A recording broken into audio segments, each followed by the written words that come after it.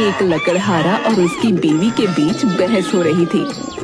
अरे जा जा, अपना नाम भी गधा रख ले, तू गधे से कम थोड़ी है। देख पुष्पा, ज्यादा मत बोल। माना कल कुछ कमाई नहीं हुई, परंतु इसका मतलब ये नहीं कि मैं गधा हूँ। तो क्या करूँ, आरती उतारूं तेरी? इस गांव में इतने लकड़हारे हैं, सब अपने घर में इतने पैसे कमा के लाते हैं, एक तेरा ही काम कभी नहीं हो पाता। देख पुष्पा, दूसरों को इतना देख रही है ना, तो खुद को भी देख। सबकी पत्नियां कितनी सुंदर हैं, लेकिन तेरी शक्ल देख के ऐसा लगता है कि जैसे आज काम होगा ही नहीं। हाँ, तो शादी क्यों करी मुझसे? जाके खूबसूरत बीवी ले आता ना। अरे तरस खा के कर ली, वरना रिश्ते तो बहुत आए थे।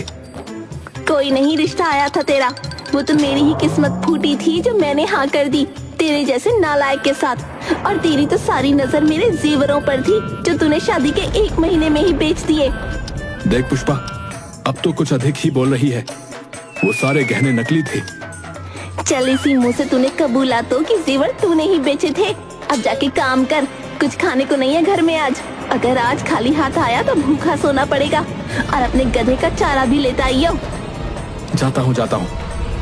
लकड़हारा घर से बाहर आता है अपने गधे के पास, जिसका नाम गोलू है। लकड़हारा गोलू से बात करता है। सुन गोलू, आज बड़ी बेइज्जती हो गई रे। मेरी पत्नी पुष्पा ने मुझे गधा कह दिया। अब तू ही बता, मैं क्या तेरी तरह हूँ? बता ना। तभी गधा अपना मल कर देता है और हंसता है। लकड़हारे का मुंह बन जाता है।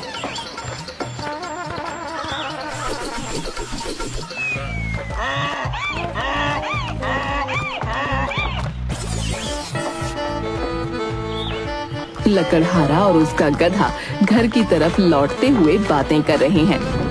गोलू, लकड़ी तो हमने आज भी काट ली, परंतु कोई खरीदार आज भी नहीं मिला हमें। क्या करें, अब समझ में नहीं आ रहा है। पुष्पा तो खाने की जगह ताने देगी आज थाली में। सोने को भी नहीं मिलने वाला घर में।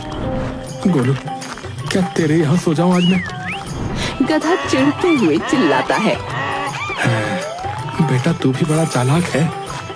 तेरा तो चारा रखा हुआ है ना, है? तुझे क्या? अरे कम से कम जानवर तो मालिक के वफादार होते हैं, लेकिन यहाँ पर तो जानवर ही ऐसा है कि बस क्या ही बोलूं। तभी लकड़हारे और गोलू के सामने एक मुर्गी आ जाती है। हट सामने से, चल भाग यहाँ से। वैसे ही मेरा दिमाग खराब हो रहा है, कहीं ऐसा ना हो कि तू हमारे घर में पक रही हो आज। हाँ। तभी लकड़हारे के दिमाग में एक बात आती है।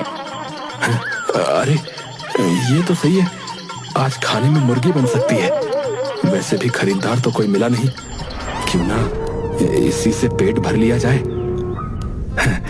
आजा मेरी मुर्गी, आजा, तू तो कितनी प्यारी है, आजा। लेकिन मुर्गी इधर उधर भागती रहती है। अरे गोलू, तू तो जानवर है, अपनी भाषा में बात करना इससे। गधा फिर से मुंह बना लेता है। बेटा, अगर तेरी मुझे जरूरत ना होती ना, तो आज तेरा आखिरी दिन होता। छोड़, मैं अकेला ही पकड़ता हूँ इस मुर्गी को।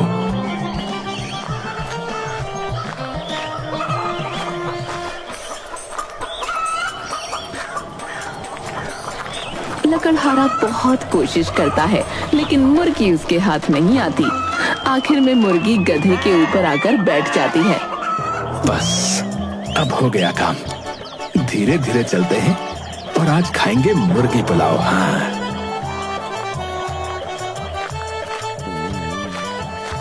लकड़हारा, मुर्गी और गधा तीनों चलते हुए घर पहुंच जाते हैं। पुष्पा लकड़हारे से खाने के बारे में पूछती है। अरे लाए कुछ खाने के लिए, या रोज की तरह खाली हाथ आ गए? अरे खाली हाथ नहीं आया आज। लकड़हारा मुर्गी की तरफ इशारा करता है। ये एक मुर्गी, इसका क्या करेंगे? क्या करेंगे क्या मतलब? इसको पकाकर खाएंगे। इतनी महंगी मुर्गी लाया हूँ तेरे लिए, आज की सारी कमाई इस पर खर्च हो गई। मैंने सोचा तो रोज घास फूस खाती रहती है, आज तुझे कड़क मुर्गी खिलाता हूँ। हाँ। तो घास फूस भी तो तू ही खिलाता है, अब इस मुर्गी को बनाएगा कौन? अरे बनाने में इसको कौन सा ज्यादा वक्त लगेगा। चल तुझे आज मैं बना के खिलाता हूँ बढ़िया सी जानदार मुर्गी। लकड़हारा मुर्गी को पकड़ने के लिए आगे बढ़ता है, लेकिन मुर्गी उछलकर दूसरी जगह बैठ जाती है। वो अभी पकड़ लूंगा। आजा मेरे पास मेरी प्यारी मुर्गी, आजा। लेकिन इस बार मुर्गी उछलकर पुष्पा के सर पर जा बैठती है। अरे हटा इसे मेरे सर से जल्दी। हाँ, रुक पुष्पा, मैं इसे भगाता हूँ। जल्दबाजी में लकड़हारा पत्थर उठाकर मारता है, जो मुर्गी की बजाय सीधा पुष्पा के सर पर जाकर लगता है। मुर्गी उछलकर घर की छत पर बैठ जाती है। अरे मार दिया। पुष्पा, तू ठीक तो है ना? पुष्पा बेहोश हो जाती है। इस मुर्गी को तो मैं आज छोड़ने वाला नहीं हूँ। रुक, आ रहा हूँ मैं। लकड़हारा भी छत पर चढ़ जाता है, लेकिन जैसे ही वो मुर्गी के पास पहुंचता है, छत टूट जाती है और लकड़हारा नीचे चूल्हे पर गिरता है। अरे मर गया। लकड़हारा और पुष्पा दोनों बेहोश हो जाते हैं और गधा और मुर्गी दोनों एक दूसरे को देखकर हंसते हैं। अगले दिन महल में सभा लगी हुई है। राजा बहुत गुस्से में है क्योंकि उसकी मुर्गी गायब है। मंत्री जी, चप्पे चप्पे पर हर कोने में सैनिक को भेजो। मुझे मेरी मुर्गी किसी भी हालत में जीवित चाहिए। जो मुर्गी को ढूंढ के लाएगा उसको मुंह मांगा पुरस्कार मिलेगा। वो तो ठीक है महाराज, पर बंद कमरे से मुर्गी गायब कैसे हुई? इसके पीछे किसी का षड्यंत्र है मंत्री जी, परंतु मैं उसे छोड़ने वाला नहीं। मैं जानता हूं कि किसी अपने ने ही किया है मेरी मुर्गी को गायब। अरे अरे, अपनों से क्या मतलब? हमने गायब कर दिया क्या उसे? इतने बुरे दिन नहीं आए मेरे जो अब मुर्गियों को गायब करती फिरूं। चलो, एक शक तो ये हो सकता है कि हमने मुर्गी खा ली हो, लेकिन मैं उसे क्यों खाऊंगी? क्योंकि तुम सब उससे जलती थी। जलती थी? अरे था क्या उसमें ऐसा जिससे हम जलें? जो उसमें था वो इस राज्य में किसी भी इंसान, किसी भी जानवर में नहीं है। तो बता दीजिए ना, फिर आखिर ऐसा क्या उसमें जादू था, टोना था? आखिर क्या था उसमें जो उसे गले से लगाए घूमते थे आप? वो कोई ऐसी वैसी मुर्गी नहीं थी, वो सोने का अंडा देने वाली मुर्गी थी। और जितना भी महल में सोना है ना, सब उसी की वजह से है। सोने का अंडा देने वाली मुर्गी है? सोने का अंडा देने वाली मुर्गी? ये आप क्या कह रहे हैं महाराज? भला ऐसा कैसे हो सकता है? आप जाकर के हमारे कक्ष में देख लें मंत्री जी, आपको वहां पर बहुत सारे सोने के अंडे मिल जाएंगे।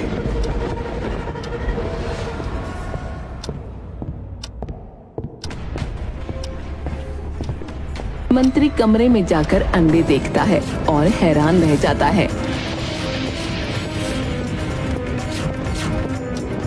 फिर मंत्री सभा में ऐलान करता है, जो महाराज कह रहे हैं वो सत्य है। वो मुर्गी सच में सोने का अंडा देती थी। जो कोई भी उसे पकड़ कर लाएगा, राजा उसे मुंह मांगी कीमत देंगे। तभी एक आदमी भीड़ में से, अरे ओ मंत्री हो, कोई मुर्गी होगा जो सोने देने वाली मुर्गी को अपने हाथ से जाने देगा? जिसके पास वो मुर्गी होगी अब वही राजा बनेगा। राजा का बेटा राजा नहीं बनेगा। अब तुम लोग भाड़ हो जाओ। सब लोग तलवार उठाकर मुर्गी ढूंढने चले जाते हैं। मैं जानता था इस सत्य को जानने के बाद प्रजा मुझसे विद्रोह कर देगी, इसलिए इस सत्य को मैंने वर्षों से छुपाए रखा। मंत्री जी, आप तो मेरे साथ हैं ना? वो क्या है ना महाराज कि कितने वर्षों से मैं आपका मंत्री हूँ। अब और कितने दिन मैं मंत्री बन के रहूंगा। ये सोना देने वाली मुर्गी बार बार थोड़ी मिलेगी। लेकिन मैं आपको एक वचन देता हूँ, अगर मैं महाराज बना ना तो आपको ही मंत्री बनाऊंगा। हाँ हाँ, अच्छा नमस्कार महाराज। अब मैं चलता हूँ मुर्गी ढूंढने। मंत्री भी तलवार उठाए मुर्गी ढूंढने निकल जाता है।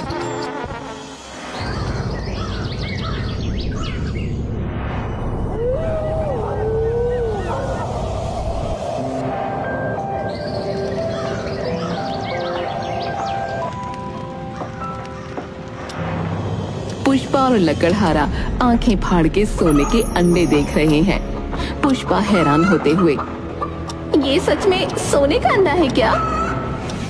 हाँ, अरे पुष्पा, ये तो सच में सोने का अंडा है। पुष्पा और लकड़हारा खुश हो जाते हैं। जिंदगी में पहली बार तूने कमाल का काम किया है रे, और जिंदगी में सारे पाप एक बार में धो लिए। अरे धन्य हो भोलेनाथ, जय हो प्रभु, आपने आखिरकार हमारी सुन ही ली। अब हम भी अमीर हो जाएंगे पुष्पा, अब रोज रोज की परेशानियां खत्म। तभी बाहर गधा चिल्लाता है और कुछ लोगों की आवाजें आती हैं। लकड़हारा और पुष्पा बाहर आते हैं। वो देखते हैं कि उनके सामने कुछ सैनिक खड़े हैं। अरे तुम लोगों ने कोई मुर्गी देखी है क्या? नहीं साहब, हमारे पास तो ये गधा है, बस कोई मुर्गी नहीं है। हाँ, अगर आपको जरूरत है तो आप इस गधे को ले जा सकते हैं। गधे की शक्ल बन जाती है। तभी घर के अंदर से मुर्गी की आवाज आती है। हैं? ये क्या आवाज है? हमें तुम्हारे घर की तलाशी लेनी होगी। ये कुछ नहीं है, अंदर हमारी माँ है, उनके खांसने की आवाज है। कोई नहीं, एक बार तुम्हारी माता जी को भी देख लेते हैं। सैनिक जैसे ही आगे बढ़ता है, गधा अपना मल करके गंदगी फैला देता है, जिसकी बू सैनिकों को बहुत बुरी लगती है। ओहो, कितनी गंदी बदबू है। क्या खिलाते हो इस गधे को? यहाँ से चलो, इनके घर में कुछ नहीं मिलने वाला। सैनिक चले जाते हैं। पुष्पा और लकड़हारा राहत की सांस लेते हैं। लगता है इस मुर्गी को सब ढूंढ रहे हैं, हमें इसे छुपाना होगा। हाँ, जल्दी करो। कुछ दिनों बाद अब लकड़हारा और पुष्पा की पैसों की तंगी दूर हो चुकी थी। उन्होंने अपने पुराने घर को एक आलीशान घर में बदल दिया।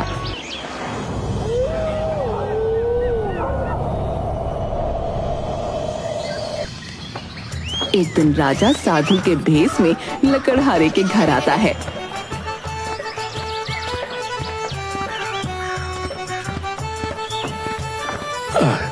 देवी भिक्षाम देही, भगवान तुम्हारा भला करेगा, भिक्षाम देही।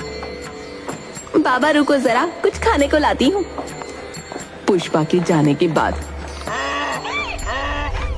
हाँ, घर के बाहर गधा बंधा हुआ है और घर इतना आलीशान है। यहाँ कुछ तो गड़बड़ है, पता लगाना पड़ेगा।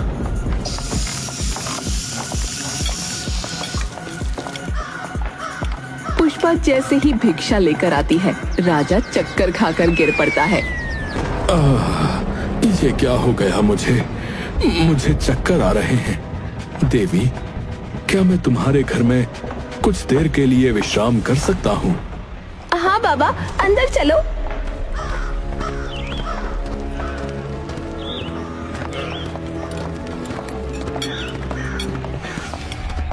राजा को अंदर जाते ही एक मुर्गी दिखती है।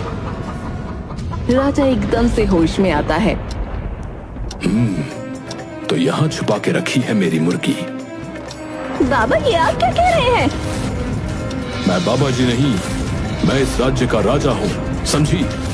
ये मेरी सोने का अंडा देने वाली मुर्गी है, जो तुमने इतने दिनों से छुपा के रखी है। अब तुम सजा के लिए तैयार रहो, तुम्हारी तो गर्दन उड़ेगी।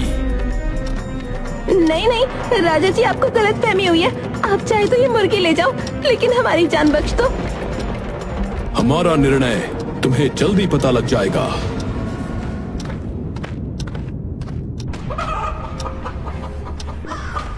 राजा मुर्गी को लेकर अपने महल चला जाता है।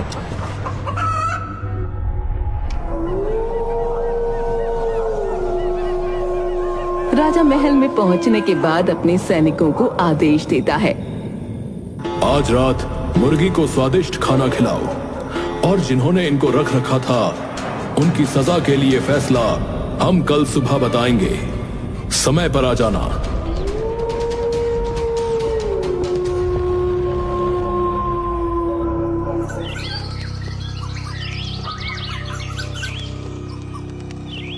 सुबह होती है और राजा मुर्गी के पास उसका अंडा देखने के लिए आता है। चल मेरी रानी, अब सोने का अंडा दिखा।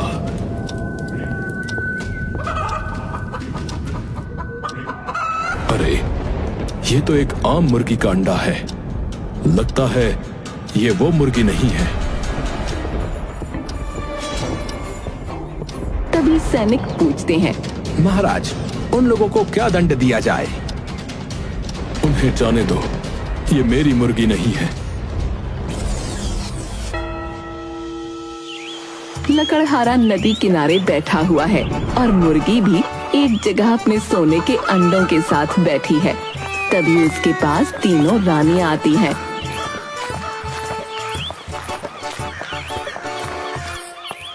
देखा हमारा दिमाग, वो राजा और उसकी प्रजा सब धरे के धरे रह गए। अरे, मुझे तो पहले ही पता था राजा तुम्हारे घर आने वाला है, इसलिए मैंने तुम्हें आगे की योजना पहले ही बता दी। अब तो उसको तुम पर कभी भी शक नहीं होगा और सारा सोना हम सबका हो जाएगा। आपका बहुत बहुत धन्यवाद।